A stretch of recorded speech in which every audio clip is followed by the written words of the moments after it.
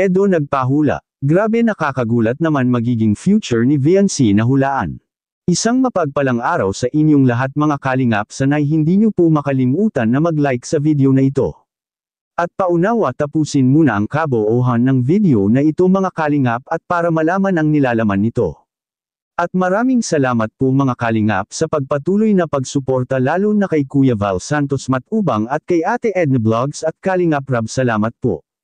Magiging future ni VNC na hulaan.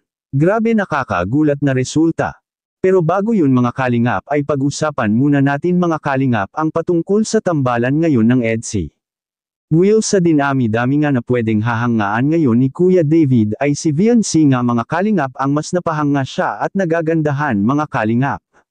Sabi niya na si Edo anya ay matagal anya dumiskarti at handa anya itong tutulong mga kalingap para kay Kalingap Edo kung sakaling kakailanganin siya ni Edo ay handa anya itong sasama kay Edo para mangligaw kay VNC.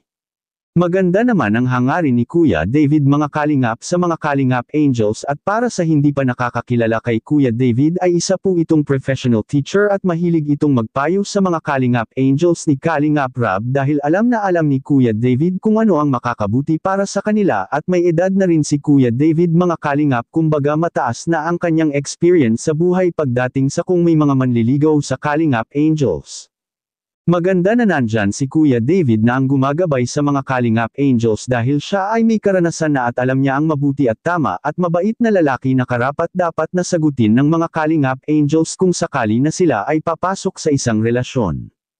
At maraming samasang-ayon mga kalingap patungkol sa ating ginawang reaction video patungkol sa EDSI na gusto nila paliligawan na kaagad ni Kalingap Edo si VNC mga kalingap at para matitiyak ni Kalingap Edo na si VNC ay sa kanya lang mga kalingap.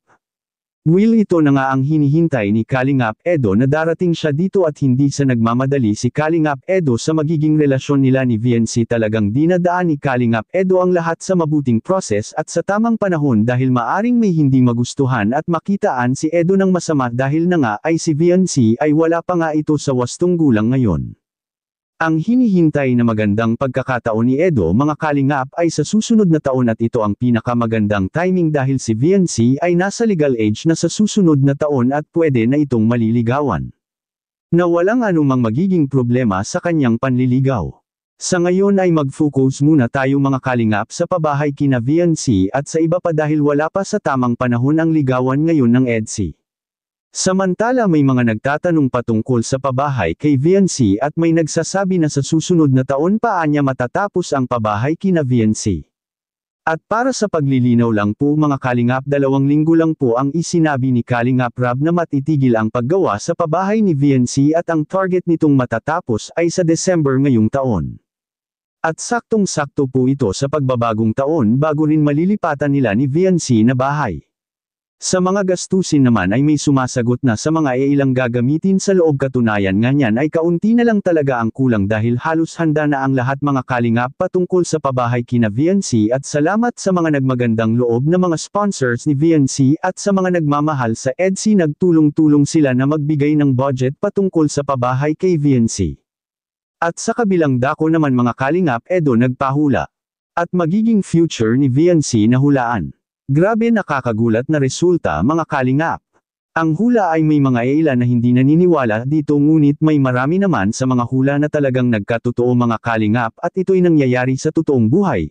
Hinulaan ang magiging future ni VNC dahil sa mama ni Eds na si Nanay Ellen ay hawig na hawig sila ni VNC at talagang si VNC ay nakatadhana anya ito na magiging pamilya nila ni Kalingap Edo.